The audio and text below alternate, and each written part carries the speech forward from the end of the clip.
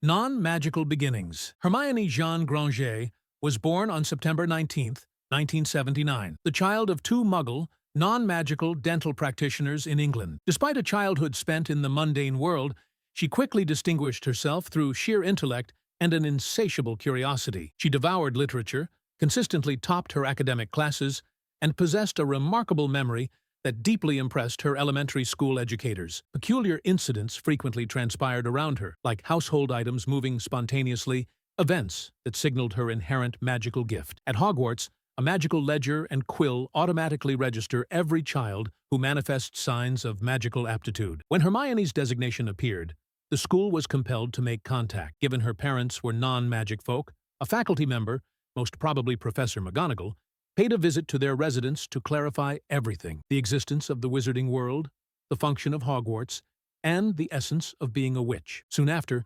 Hermione ventured to Diagon Alley, secured her personal wand at Ollivander's, and filled her satchel with far more textbooks than the required list called for. Even prior to boarding the express train, she was diligently preparing to become the top student in her cohort. D.A. War and Aftermath. Aboard the Hogwarts Express, Hermione interrupted Harry and Ron's compartment while actively aiding Neville in his search for his misplaced amphibian pet. She had already attempted several incantations and immediately showcased the depth of her preparatory study. Self-assured and precise, she made an instantaneous impact, though it wasn't always a cordial one. During the sorting ceremony, the enchanted hat gave serious consideration to Ravenclaw. The house celebrated for wisdom, given her unparalleled thirst for knowledge. Yet, it also perceived her fierce resolve and bravery. Ultimately, those qualities outweighed all others, placing her into Gryffindor. From the commencement of instruction, she proved herself the premier scholar, perpetually eager to provide answers. Due to her rigid adherence to regulations and house points,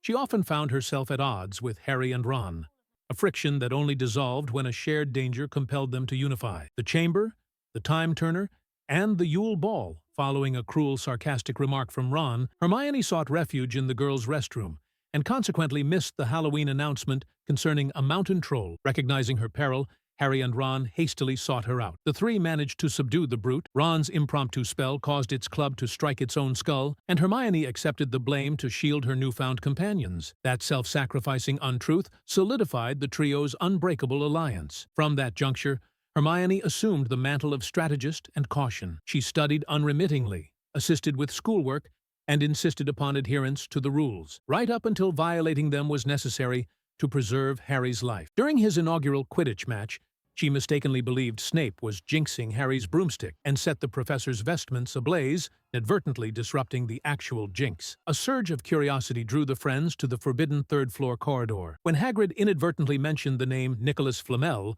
Hermione recalled a reference from a tome she'd checked out, and the enigma was solved. The Philosopher's Stone was concealed within the castle. When they eventually descended, Hermione was indispensable. She conjured fire, recognized the logic puzzle, and ultimately sacrificed her chance to continue, going back to help Ron while sending Harry forward. This confirmed her as the group's essential intellect. The Troll and the Sorcerer's Stone. Before the second academic year, Hermione encountered Gilderoy Lockhart and was instantly smitten, an adoration that faded upon their arrival at Hogwarts. During an intense Quidditch skirmish, Draco leveled the insult mudblood at her, a degrading epithet for Muggle-born witches and wizards. The slight served as a stark, painful reminder of pure blood bigotry. In class, she inquired about the Chamber of Secrets myth and continued her investigation as the attacks commenced. Her inquiry led to the complex brewing of Polyjuice Potion. She eventually pieced together that the creature responsible was a basilisk traversing the school's pipework. Found petrified near the library,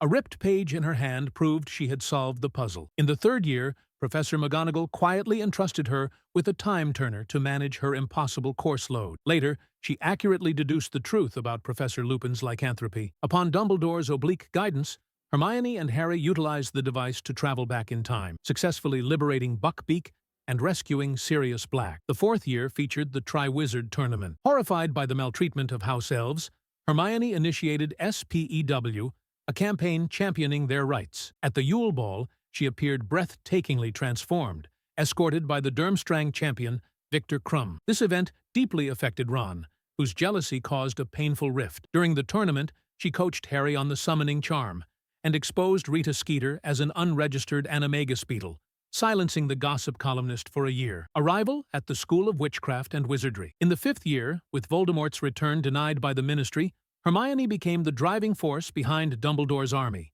a clandestine group where Harry taught practical defense against the dark arts. She employed protective jinxes and enchanted coins to safeguard the group. When Marietta Edgecombe betrayed them, Hermione's curse branded the word SNEAK onto her face. At the Department of Mysteries, she displayed formidable dueling skill before being gravely wounded by Dolohov. The 6th year saw her elevated to Gryffindor prefect. Her growing affections for Ron intensified. After Ron began publicly dating Lavender Brown, Hermione's jealousy erupted, culminating in her casting a flock of canaries to attack him. She was, however, the first person at his side when he was poisoned. Before embarking on the Horcrux hunt, Hermione executed the most difficult decision of her young life. She modified her parents' memories and safely relocated them to Australia. On the run, she proved her invaluable worth, utilizing her enchanted beaded bag for supplies and recovering the locket Horcrux. Captured by Snatchers, she endured horrific torture under Bellatrix Lestrange at Malfoy Manor, who cruelly carved mudblood into her arm. Returning for the Battle of Hogwarts, as the castle became a battlefield, she dueled Death Eaters and eventually helped Ginny and Luna hold off Bellatrix. She entered the Ministry of Magic, working to dismantle anti-Muggle-born legislation and push for reform. She and Ron married, raising 2 children. The girl who once sought validation through books matured into Minister for Magic, a courageous and steadfast leader.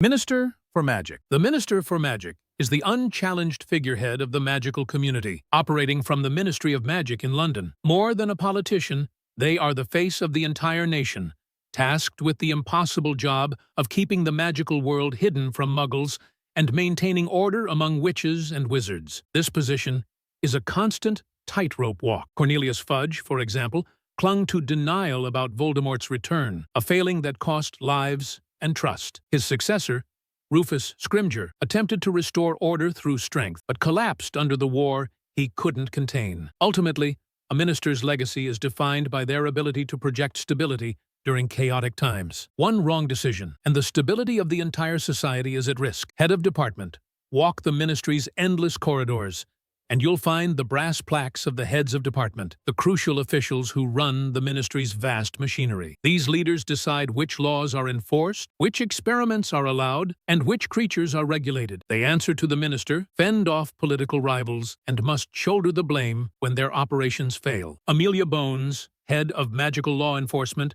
was respected for her sharp mind and unshakable fairness. Yet incompetence, like that of Ludo Bagman in magical games and sports, can send catastrophic ripples throughout the country. A head of department wields control, but every crisis, every major scandal, lands on their desk first. Head Auror, the Aurors are Wizarding Britain's sword and shield, the elite hunters of dark wizards. Their offices are stacked high with grim reminders of curses and murders as their work begins where ordinary law enforcement ends. They track Death Eaters, duel in alleys where a single spell means death, and resist dark enchantments designed to break the strongest minds. To wear the Auror title is to accept a short life expectancy. Mad-Eye Moody, scarred and ever vigilant, exemplified the personal cost of the job. Above them, the head Auror shapes the entire force. Harry Potter took this role after the war, a move symbolizing both hope for peace and a warning that the fight against dark magic is never finished. The glory of the title is real,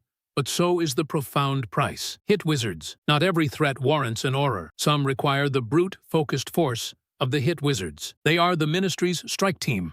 Less detectives, more magical soldiers, tasked with subduing criminals quickly in chaotic situations. They are the wizarding equivalent of riot police. This is dangerous, exhausting, and rarely glamorous work. While Aurors chase the Dark Lord's followers, hit wizards are breaking up gangs, raiding illicit dens, and taking curses meant for someone else. They are not celebrated heroes, often viewed as expendable. Yet, without these disciplined soldiers, the ministry's fragile sense of order, particularly on the streets, would collapse almost instantly. Obliviators. When magic breaches the statute of secrecy, the ministry sends Obliviators. They arrive quietly to wipe Muggles' memories clean, erasing the site of a broomstick crash or an exploding cauldron. Their work is invisible, thankless, and ethically heavy. An Obliviator can erase a single moment or an entire day, essentially erasing part of a person's life. Some view this as necessary protection. Others see it as a quiet abuse of power. The wizarding world survives on their silence. One memory left behind risks exposing the entire secret society, though they inspire neither fear nor great respect. Without the Obliviators, the statute of secrecy would have crumbled centuries ago. Unspeakables. The Department of Mysteries has no windows, no gossip, and certainly no explanations. Its workers, the Unspeakables, study the deepest riddles of existence: time, death, love, and prophecy. Their title says it all. They are strictly forbidden from speaking about their discoveries. The magical world relies on the mysteries they half understand, from time-turners to the true nature of prophecies. An Unspeakable's life is a paradox. Immense, world-shaping knowledge paired with total silence. They cannot warn, explain, or even take credit. When disaster strikes, such as when Voldemort's followers invaded the department, they are left faceless in the crossfire, their priceless secrets bleeding into the open. Magical Law Enforcement Squad. The everyday problems, petty criminals, reckless duelists, merchants dabbling in illegal charms, are handled by the Magical Law Enforcement Squad. They are the Ministry's police force, patrolling, investigating, and keeping the streets calm while the Aurors deal with darker threats. This work is mundane but vital, ensuring that chaos doesn't spread from minor incidents. However, they are often stretched thin, poorly resourced, and can be easily scapegoated for broader systemic failures. The title carries authority but often lacks respect. Despite this, the squad is the functional backbone of the ministry, preventing localized chaos in places like Diagon Alley. Wizengamot members. The Wizengamot members, robed in plum, sit as both the High Court and legislative body for Wizarding Britain. Presiding over these proceedings is the Chief Warlock, a position once held by Albus Dumbledore. The purpose is simple: to maintain order through law. However, the history of the Wizengamot is stained with bias. Seats are often secured by powerful families, meaning justice can bend under political weight. Misjudgment can wrongly send the innocent to Azkaban, while corruption can free the guilty. For all its ancient tradition, the Wizengamot often proves that in the wizarding world, law and power frequently wear the same cloak. Supreme Mugwump, sitting at the apex of the International Confederation of Wizards, is the Supreme Mugwump. This ancient title, also once held by Dumbledore, makes its holder the voice of wizardkind during global crises. They lead the response to international disputes, such as dragon outbreaks or goblin rebellions in other countries. The role is crucial, as international disputes require swift central authority. Yet, the position is fragile. Prestige alone does not guarantee obedience. If the Mugwump loses credibility, the Confederation splinters. Its authority is only as strong as the respect given to it by other wizarding governments. Headmaster. If the Ministry is the brain, Hogwarts School of Witchcraft and Wizardry is the beating heart. At the very top of the castle is the headmaster or headmistress, the figure who sets the moral and educational tone for generations. This position demands balancing ancient traditions with the unpredictable nature of magical teenagers, protecting the school from external and internal forces, and serving as a moral compass. Albus Dumbledore transformed the title into a symbol of defiance and wisdom. Dolores Umbridge warped it into one of tyranny and fear. The head's leadership decides whether Hogwarts thrives as a sanctuary or falls into disarray.